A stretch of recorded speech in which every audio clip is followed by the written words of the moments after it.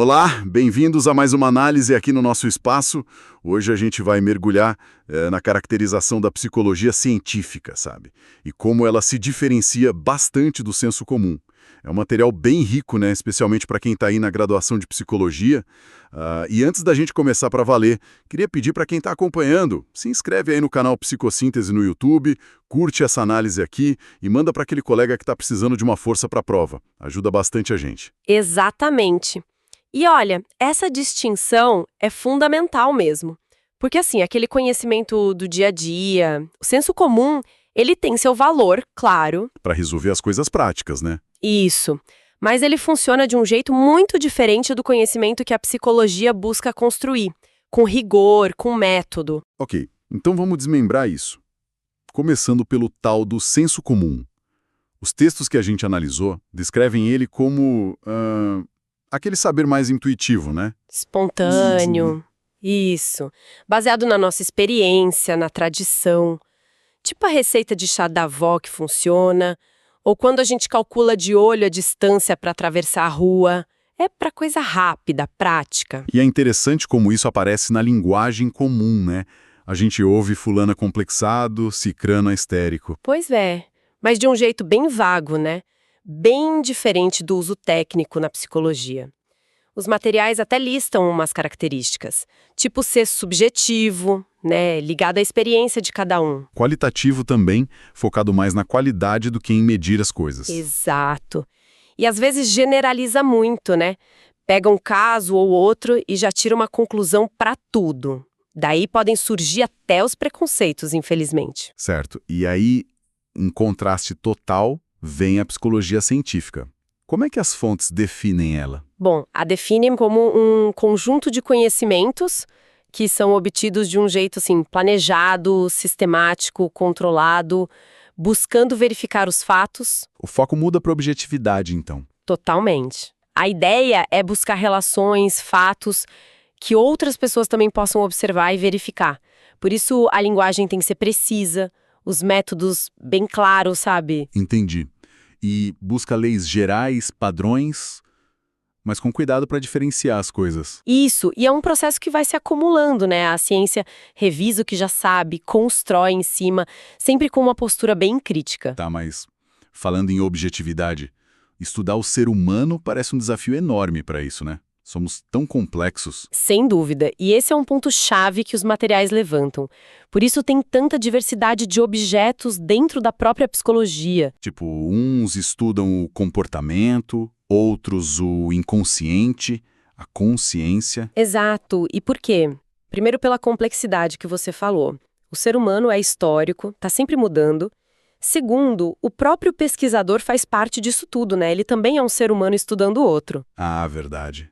Tem essa questão. E ainda tem as diferentes visões sobre o que é ciência, o que é o ser humano, se é algo mais fixo ou algo que se constrói. E nesse contexto todo, os textos trazem a ideia da subjetividade. Seria uma tentativa de unificar um pouco esse campo. Como definem isso? Olha, a subjetividade aparece como aquela síntese bem particular, individual mesmo, que cada um de nós constrói.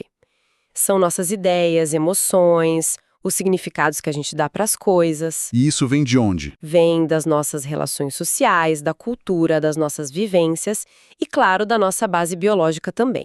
É o nosso jeito único de sentir, pensar, agir. E o ponto importante é que não nascemos com isso pronto, né? Os materiais batem nessa tecla. Exatamente. Ela é construída. A gente constrói ativamente na relação com o mundo, com a sociedade, com a cultura.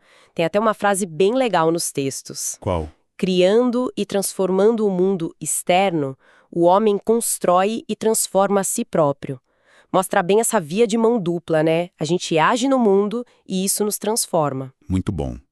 Falando em construção e em história, Wundt, 1879, Leipzig. Esse é o marco que os textos apontam para a psicologia virando ciência, né? Separando da filosofia. Sim, a criação do laboratório experimental pelo Wundt, lá em Leipzig, é vista como esse momento simbólico. Foi uma tentativa de aplicar métodos mais objetivos, controlados, ao estudo da mente, sabe? Para dar esse caráter de ciência mesmo. Isso ajuda a diferenciar a psicologia de outras coisas, como práticas místicas, né? Tarô, astrologia. Os textos falam disso também. Falam e são bem claras. A diferença principal está no método e nos pressupostos, nas bases de cada uma. Como assim? Essas práticas místicas, elas não usam um método científico que a gente falou. Observação controlada, teste de hipótese, possibilidade de refutação. E muitas vezes elas partem de ideias bem diferentes sobre a vida, tipo um destino já traçado, o que bate de frente com a ideia da psicologia de construção, de autonomia, como a gente viu na subjetividade. Exatamente. A psicologia foca mais em como a gente se constrói nas nossas escolhas, na interação com o ambiente. São visões de mundo diferentes. Então, qual a postura que o cientista da psicologia deve ter com esses outros fenômenos? Ignorar. Não necessariamente ignorar. A postura, segundo os materiais, é de abertura para investigar fenômenos humanos, quaisquer que sejam, mas sempre com o rigor do método científico. Analisar criticamente, então. Isso. Demarcar bem o que é psicologia científica e o que não é. É importante evitar confusão, charlatanismo. A ciência precisa reconhecer seus limites atuais, claro, mas sem abrir mão dos critérios que a definem. Ok, deixa eu ver se eu consigo recapitular rapidinho o que a gente viu até aqui, com base nos materiais. Vamos lá. A gente tem o senso comum, intuitivo, prático, subjetivo. Do outro lado, a ciência psicológica, sistemática, busca objetividade verificável. Isso. Dentro da ciência, a subjetividade aparece como um objeto de estudo central, mais complexo, porque é essa síntese única construída por cada um. Perfeito. Construída socialmente, culturalmente. Aí tem o marco histórico com Wundt, em 1879, buscando essa cientificidade. E uma distinção clara de práticas não científicas, como o misticismo, por causa do método e dos pressupostos. Exatamente. É uma boa síntese. Ah, pessoal, só um lembrete rápido no meio da nossa conversa. Toda essa análise aprofundada está aqui no canal Psicossíntese. Então, se ainda não fez, aproveita agora, se inscreve, deixa o like e compartilhe com os colegas de psicologia que precisam dessa revisão. Valeu, isso aí ajuda muito a gente a continuar produzindo conteúdo. Bom, e para ajudar ainda mais nessa revisão, que tal a gente passar por aquelas perguntas de preparação que estavam no material? Acho que ajuda a fixar os pontos principais. Ótima ideia. Funciona como um checklist rápido. Vamos lá? Vamos. Eu leio a pergunta, a gente dá um segundinho para quem está ouvindo pensar e você traz a resposta concisa. Pode ser? Combinado. Qual a diferença fundamental entre a psicologia do senso comum e a psicologia científica? A diferença principal está na forma de produzir o conhecimento. O senso comum é intuitivo, baseado na experiência cotidiana. A científica é sistemática, usa método controlado e busca verificação. Boa. Pergunta 2. Cite 3 características do senso comum mencionadas nos textos. Ser subjetivo, ligado à experiência pessoal, qualitativo, foca em qualidades, não medidas, e generalizador, tende a conclusões amplas. Poderia ser também heterogêneo, né? Varia muito. Perfeito. Pergunta 3.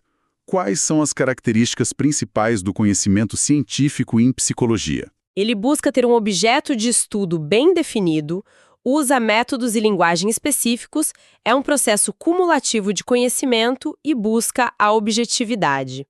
Ótimo. Pergunta 4. Por que existe uma diversidade tão grande de objetos de estudo dentro da psicologia? Pausa.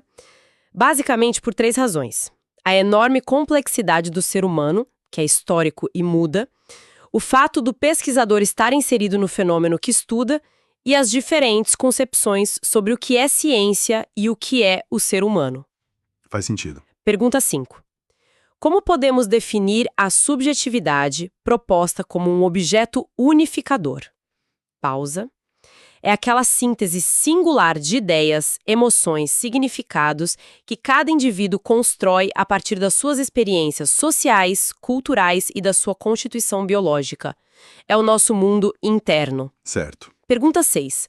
A subjetividade é inata? Como ela é construída? Pausa. Não, ela não é inata. É construída ativamente pela pessoa na medida em que ela se apropria do mundo social e cultural ao redor. Ao transformar o mundo, a pessoa transforma a si mesma. Legal. Pergunta 7. Qual o marco histórico do surgimento da psicologia científica? O marco simbólico é o ano de 1879, com a criação do primeiro laboratório de psicologia experimental por Wilhelm Wundt, em Leipzig, na Alemanha. Isso. Pergunta 8. Dê 2 razões pelas quais práticas como astrologia ou tarô não são consideradas psicologia científica. Primeiro, porque não utilizam um método científico, controle, verificação, etc. Segundo, porque seus pressupostos básicos, como a ideia de destino, são geralmente opostos aos da psicologia, que enfatiza a construção e a autonomia do sujeito. Claríssimo. Pergunta 9. Qual deve ser a atitude do cientista em psicologia diante do desconhecido ou de fenômenos ainda não explicados? A atitude deve ser de abertura ao novo, de curiosidade para investigar, mas sempre mantendo o rigor científico. E, claro, reconhecer os limites do conhecimento atual. Perfeito. E a última, pergunta 10. Qual a contribuição específica do estudo da subjetividade para a compreensão do ser humano de forma mais ampla?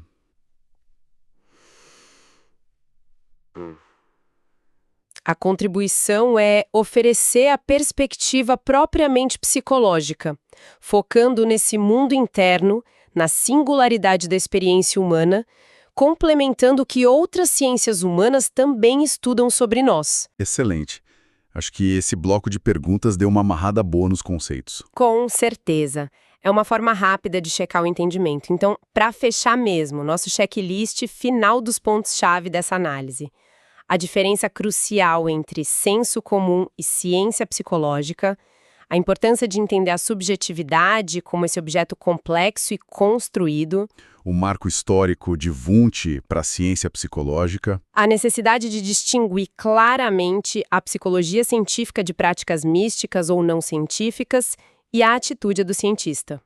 Abertura com rigor. acho que cobrimos bem os materiais, né? Cobrimos sim. E é sempre bom lembrar que a psicologia, como ciência humana, lida com um ser que está sempre em processo, sempre se transformando. É isso que torna o estudo da vida humana tão complexo, mas também tão fundamental. Verdade. Bom, pessoal, continuem estudando. Essa foi mais uma análise aqui do canal Psicossíntese e a gente se vê no próximo capítulo.